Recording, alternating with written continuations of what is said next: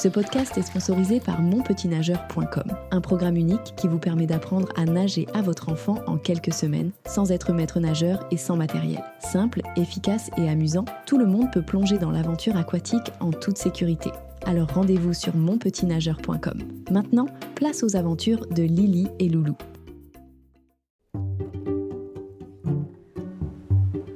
Dans une crique calme et ensoleillée, Lily et Loulou profitèrent d'une journée idéale pour perfectionner leur mouvement de nage.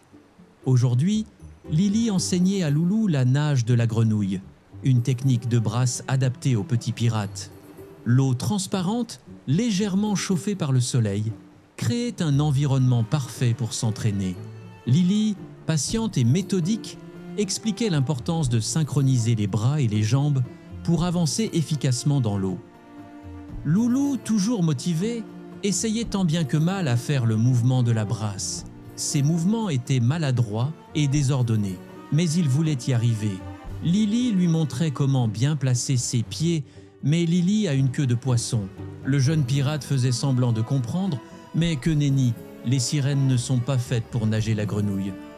Non loin d'eux, un petit groupe de girelles flottait dans l'eau peu profonde, observant attentivement la leçon. Ces poissons colorés, habitués à accompagner Lily et Loulou dans leurs aventures, semblaient plus calmes que d'habitude. Leur comportement, d'ordinaire joyeux et joueur, était remplacé par des éternuements incessants. Le bruit des éternuements, inhabituel dans ce coin paisible, perturbait la concentration de Loulou. Loulou, agacé par les éternuements des girelles, se redressa dans l'eau. Lily, intriguée, observa plus attentivement les poissons. Les girelles, qui d'habitude nageaient avec énergie, semblaient fatiguées.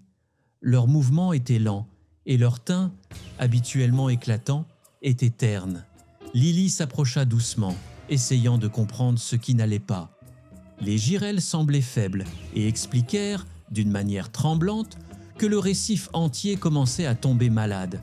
Elles ajoutèrent que d'autres poissons, comme les castagnols et les poissons-anges, présentaient les mêmes symptômes, éternuements, fatigue et un manque d'énergie évident. Elles désignèrent la cause de leurs problèmes, une mystérieuse maladie qui semblait se propager à travers le récif. Les poissons malades hésitaient à demander de l'aide au docteur Marteau, un requin-marteau connu pour être le seul médecin des environs. Sa tête imposante et son apparence redoutable faisaient peur à beaucoup.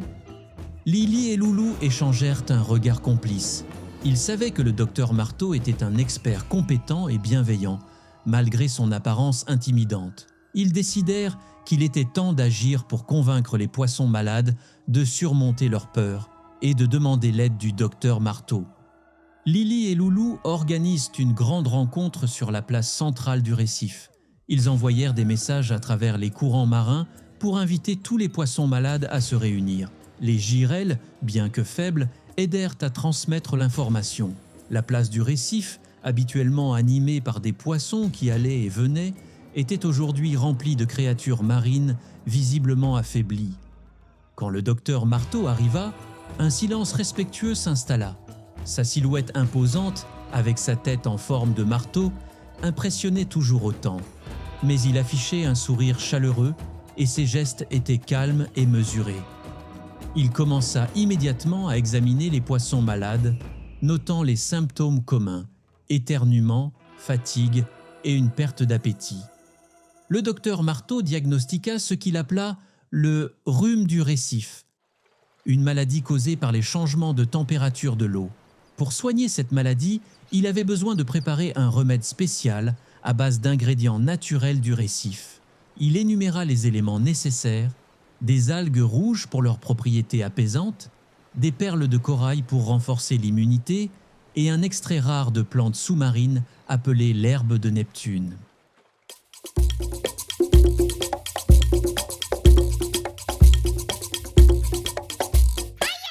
Lily et Loulou proposèrent immédiatement leur aide, tandis que le docteur Marteau restait sur place pour continuer à surveiller les poissons malades. Les deux amis partirent en quête des ingrédients nécessaires. Leur première étape fut une forêt d'algues rouges située près d'un courant rapide. Lily utilisa sa force et sa rapidité pour naviguer entre les algues et récolter ce dont ils avaient besoin. Ensuite, ils se dirigèrent vers un champ de coraux colorés. Les perles de corail étaient difficiles à trouver, car elles se cachaient souvent dans les crevasses profondes. Loulou, avec son sens de l'observation aiguisé, en repéra plusieurs et les ramassa avec précaution. Enfin, il devait trouver l'herbe de Neptune, une plante rare qui ne poussait que dans les zones ombragées du récif. Après une recherche minutieuse, ils en trouvèrent un bouquet et le cueillirent délicatement. Chargés des précieux ingrédients, ils retournèrent au récif central.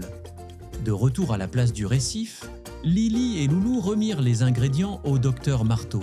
Celui-ci se mit immédiatement au travail, mélangeant les éléments avec une précision impressionnante. Ses mouvements, bien que rapides, étaient soigneusement calculés, témoignant de son expertise médicale. En peu de temps, il prépara un remède qu'il distribua aux poissons malades. Les premiers poissons à recevoir le traitement montrèrent rapidement des signes d'amélioration.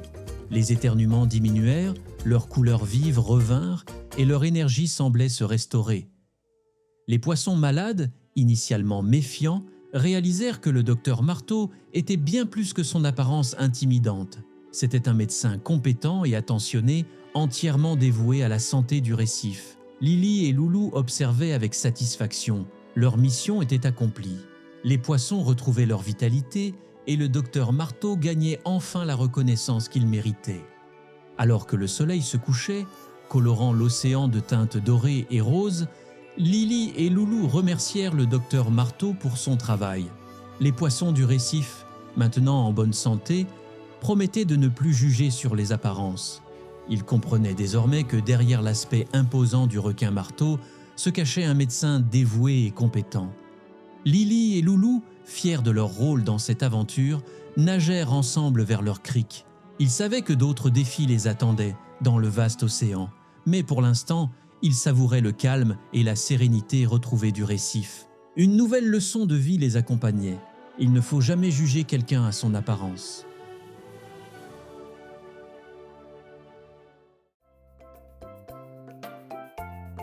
Vous venez d'écouter les aventures de Lily et Loulou. Ce podcast est sponsorisé par monpetitnageur.com, un programme en ligne pour les enfants de 3 à 6 ans qui souhaitent apprendre à nager, sans maître nageur et sans matériel. Si vous avez aimé cet épisode, pensez à vous abonner à notre podcast et n'oubliez pas de cliquer sur le bouton « J'aime pour plus d'aventures avec Lily et Loulou ».